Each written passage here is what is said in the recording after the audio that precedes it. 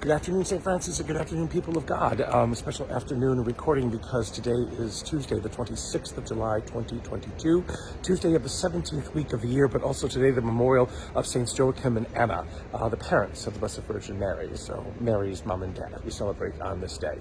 It is the afternoon. It is an hour earlier for some of you on the East Coast because I am in Kansas City at a at a car rental place. There is Kansas City International Airport. MCI is its code, and there is its control tower right over there. Because of my NTSB friends who are worried about me driving and doing this, I am doing it outside of the rental car, which is right there. So for this morning, for Joachim and Anna, we have, there are special readings, but the readings of the day will work. The first reading is Jeremiah, in which Jeremiah gives this great lament because Israel has been destroyed by the Babylonians, and the remnant has been carted off to Babylon. And in this great lament is part of morning prayer. Morning prayer. I forget on which day, but it is part of morning prayer during the 4-week cycle of prayers that you can do and psalms that you can read in the morning.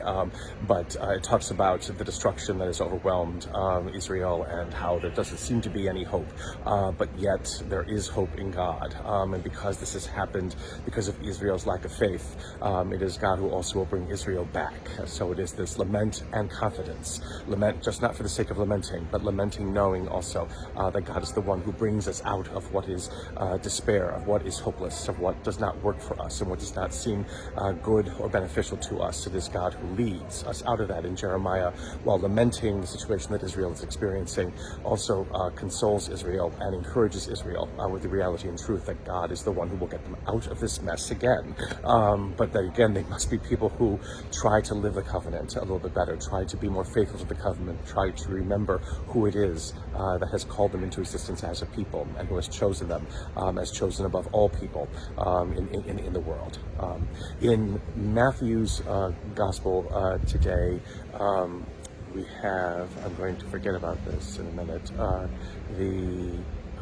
it's the continuation. So yesterday we would have heard about the sower who sows the seed on various types of ground, on rocky soil, and soil with thorns and thistles, and soil that's too deep or too shallow and it burns up in the good soil. And the apostles ask Jesus to explain it. And basically it is the various ways in which the word of God falls upon our ears. Sometimes it falls upon our ears very well. Sometimes it doesn't. Sometimes it gets mistaken. Sometimes it gets forgotten. Sometimes it gets misused. All these kinds of things, but it does take root eventually. Something important always, for us who wonder, does God care? Is God active? Is God doing anything to help us in this world that we live in and all the things that we experience? And the answer is always yes. The answer is always yes. But we have to look for that. We have to realize that. We have to dig for that. We have to be aware of it. We have to be vigilant for it. We have to be all kinds of things that open up our senses and our understanding to what it is that God is doing and what God is asking of us, and what God can do for us. God is never passive. God is always active, but God expects us to also notice that activity, respond to it with all that we are, so that we may be led into that wonder and that glory that God desires for us and that God has offered to us. And may the Lord give you his peace.